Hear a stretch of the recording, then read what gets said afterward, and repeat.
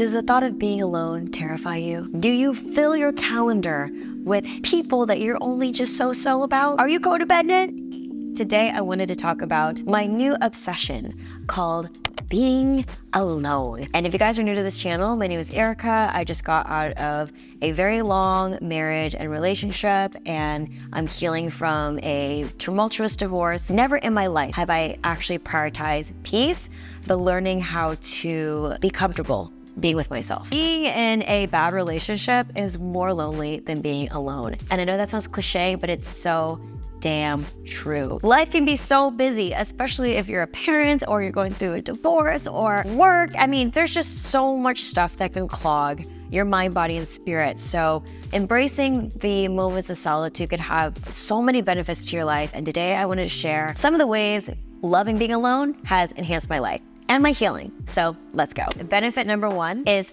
self-awareness. That includes being conscious of my thoughts, being aware of my emotions, and being observant of my actions. I truly did not have the space or the ability to have perspective until I started to be alone. Because when you're in a relationship, sometimes like your whole world is just surrounding the relationship. Their dynamic, your dynamic, what you're doing together, like you lose yourself in a relationship. Especially me, I identified so much with my marriage. So the second that I was able to actually separate, and especially legally, I got to finally just sit and be like, okay, what am I thinking? What am I feeling? Why am I doing that? That is baby step number one to start healing and growth. Where are you? Where is my baseline? Who am I? The journey onward, I feel like it always starts with self-awareness. Number two is self-discovery. I have another video coming out in February, solo date ideas, how I am just loving the self-discovery process where I am pursuing my passions.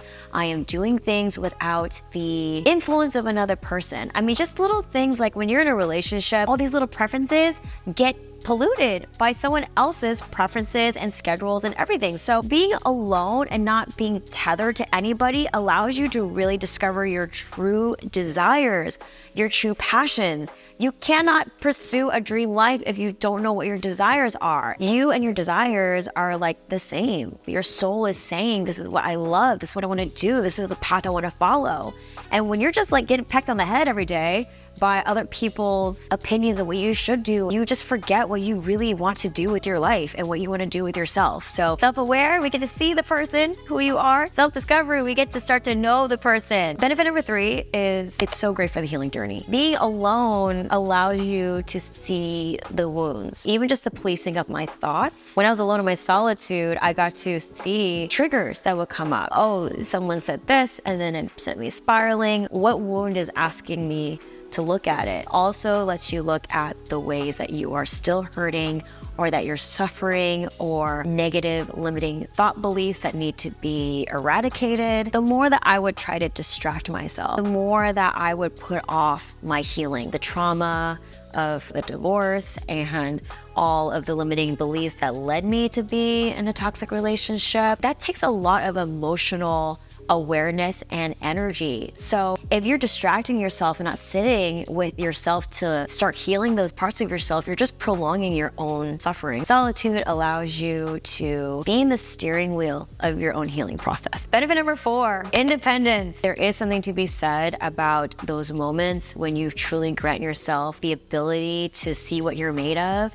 to show up for yourself, to see what kind of grit you have, how resourceful you are, how emotionally dependent you can be on yourself. Those moments can be breakthrough milestones where you say, I can be that bitch. I can pick myself off the ground and I can get shit done. Those little moments build immense self-esteem, and they can snowball as you start to gain love for being by yourself. So those moments were so powerful for me because I'm like, okay, you know what? I'm exhausted, I'm tired, but like I can do it. I can do this. Let me try myself first. I almost forgot what I can do solo. I can accept help for sure, but just the knowing that if shit hits the fan and no one could show up, I could show up for myself. The next benefit is embracing freedom. I feel called to say this, especially to my younger girlies out there. And I just feel like society has this campaign to be like being alone is like being a pariah. Absolutely not. I mentioned this in the beginning of the video, but being in a toxic relationship, a bad relationship, any relationship that doesn't serve you is freaking worse than being alone. Because let me tell you something about being alone. I have peace. I get to save my mental energy for the people that are truly relying on me, my son and myself. Not having to deal with dragging another person through life. Oh, giving that energy to myself, to my goals, to my ambitions, to my desires, to just resting. Oh, if you're in a relationship where you feel like you are just trudging through, I want to be the voice on the other side being like, you know what? Yes, sometimes it feels lonely. But when I ground myself in the fact that I have freedom and I have peace and all the energy is going to be towards number one right here, it feels damn good. And when you start prioritizing peace in your life, you will start to see your entire world around you change. And this is from a girl that's learning how to have boundaries, how to have self-respect and like pick her ass back up from off the ground.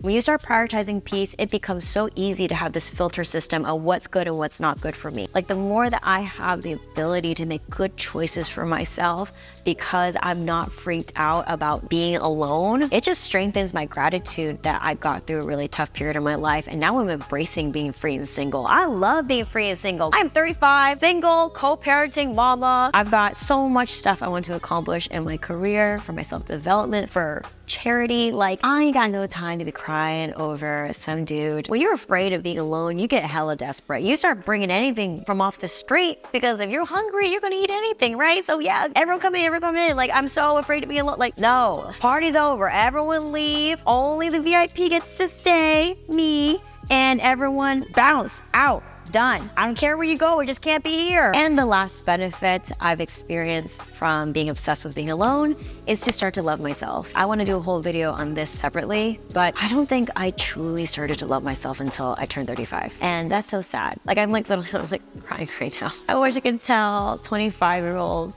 20-year-old, 18-year-old Erica, like, you are so worthy and loved by yourself. You were born worthy of love and to be cherished. It's amazing that I can give myself that now and then I can give that to my son. But it wasn't until like I had to block out everything and sit with myself and look at myself in the mirror and be like, shit, girl, I love you. You got this. You don't have to prove or do or be anything other than yourself. Your relationship with yourself is the most important. And when you can be so comfortable being alone, you can welcome in so much abundance in your life because you're not coming from a place of lack. You're coming from a place of wholeness by yourself. Like starting to nurture true self-love for myself. I mean, it is a power that I've never felt in my entire life. People could say shit, people could do shit to me. I'm just like, whatever, I got me. Sometimes when I'm looking or writing to my younger self to like heal those parts of me, I'm just like, wow, you have no idea how much power you have by just loving yourself and being able to stand alone knowing that. I don't need no man to tell me that I'm worthy. I can give that to myself now. Being in so many toxic relationships, like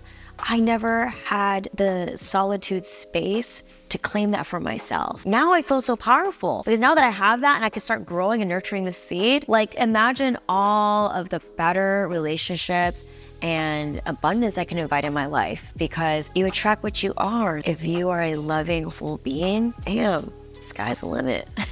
All right, so those are all the benefits that I've experienced from being obsessed with being alone. I hope you guys found some value in this. If you guys have some more ideas that you want me to share as I continue to document my healing journey, you guys can leave them down below in the comments. Give me a thumbs up if this video was helpful for you. It definitely helps the channel. So I love you guys and we'll see you in the next one. Bye.